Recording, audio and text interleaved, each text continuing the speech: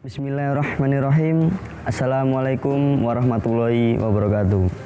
Alhamdulillahirabbil alamin wa bihi nasta'in wa ala umuri dunya waddin wassalatu wassalamu ala habibina Muhammadin wa ala alihi wa ashabi ajmain wa man tabi'ahum bi ihsanin ila yaumiddin.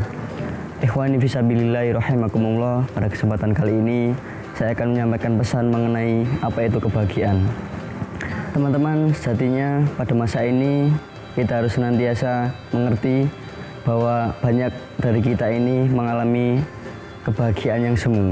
Dalam artian bahwa kebahagiaan yang kita rasakan pada masa ini sejatinya tidak pernah terpikirkan apakah kebahagiaan itu benar-benar berasal dari diri kita atau kita hanya mengikuti apa yang menjadi arus dalam lingkungan kita. Misalkan ketika kita berada dalam lingkungan sosial yang cukup menengah ke atas, lalu kemudian teman-teman kita itu makan di restoran, lalu kemudian kalau kita ini rasanya tidak makan di restoran itu akan merasakan sebuah gengsi, dan gengsi inilah yang kita sebut sebagai jalan menuju kebahagiaan yang semu.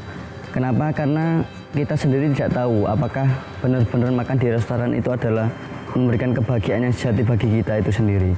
Nah, terus pertanyaannya teman-teman, bagaimana kemudian kita ini nantinya akan sampai pada kebahagiaan yang sejati itu?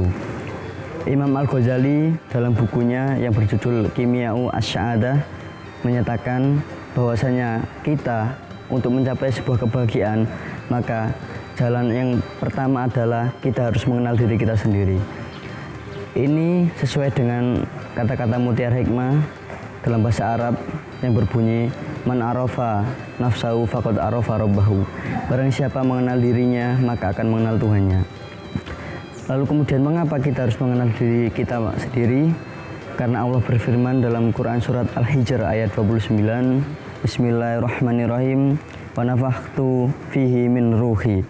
Dan arti ayat ini yaitu Allah telah meniupkan ruhnya pada setiap penciptaan manusia. Nah, di mana melalui ayat ini kita tahu bahwasanya dalam setiap diri manusia itu terdapat ruh Allah, dan dengan mengenal diri kita sendiri maka kita akan sampai pada pengenalan terhadap Allah Subhanahu wa taala. Nah, Imam Al-Ghazali juga dalam Kimya'u Asy-Sya'adah menawarkan sebuah analogi di mana kita ini layaknya sebuah cermin.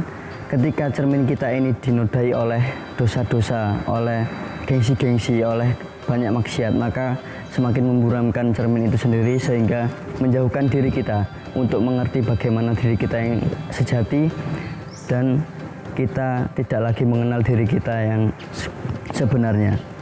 Ikhwani fisabilillah rahimakumullah. Melalui hal ini maka mari kita bersama-sama untuk muhasabah diri kita sendiri agar kita senantiasa sampai pada kebahagiaan sejati melalui pengenalan terhadap diri kita sendiri.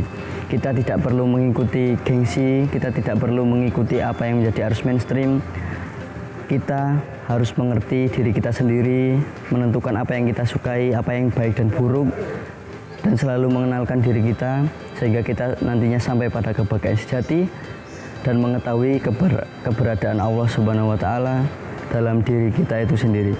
Ikhwani fisabilillah rahimakumullah. Mungkin itu saja yang dapat saya sampaikan. Kurang lebihnya mohon maaf.